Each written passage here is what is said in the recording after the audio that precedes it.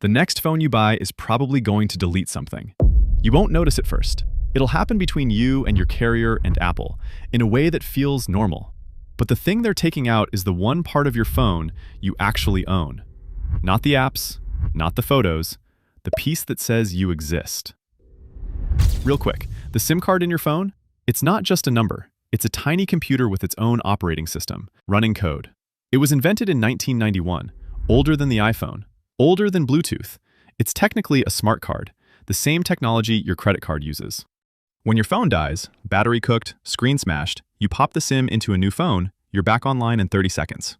That's the only part of your phone that's actually portable, the part that's you. Now, eSIM is not all bad. There's real stuff you actually want.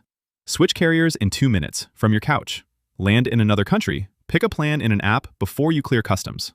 Carry a personal number, a work number, and a travel number on one phone at the same time.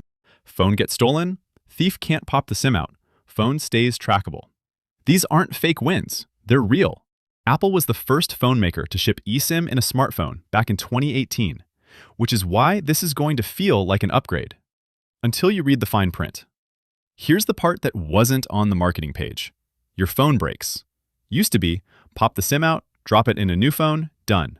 With eSIM, you call your carrier, you wait for a transfer code, they decide when you get back online.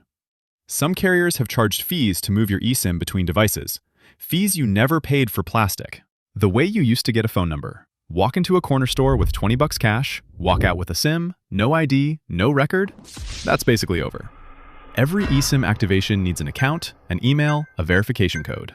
And every eSIM device has something called an EID, embedded identity, a 32-digit serial number permanently burned into the chip at the factory.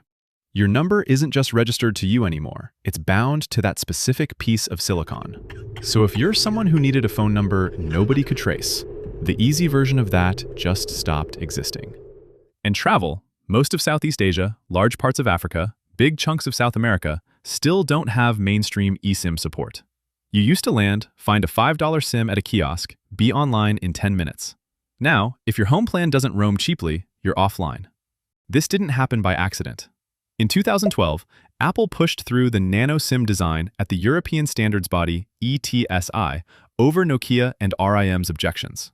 Nokia threatened to withhold patents. Apple won the vote anyway. That was the moment Apple proved it could shape the SIM's future on its own terms.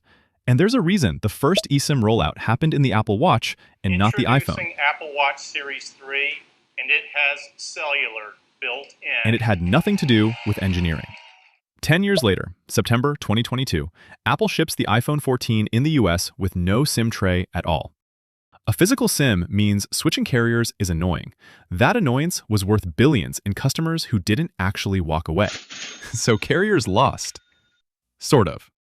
They also got to retire entire departments handling plastic SIM logistics, manufacturing, shipping, retail. They saved a lot of money. Just not from you. And eSIM isn't the end game. There's already something called iSIM, the SIM baked directly into the processor itself. Qualcomm announced the first iSIM chip with Vodafone at Mobile World Congress in February 2022. It's already shipping. Once it's welded into the silicon, there's no swap, no recovery, no replacement. Whoever controls the software controls your connection. Your phone used to be a thing you owned that connected to a network. Now your phone is the network's hardware, and you're the subscriber to it. What you're really buying when you get a new phone now is a subscription to your own phone number. And the model for where this goes already exists. In China, since December 2019, you can't activate a new mobile subscription without your face, your ID, and a biometric scan. That's law. The Western version doesn't look exactly like that, yet, but every eSIM activation already needs identity verification at a level a $5 plastic SIM never did. So your next phone, and the one after that, you own a little bit less of it.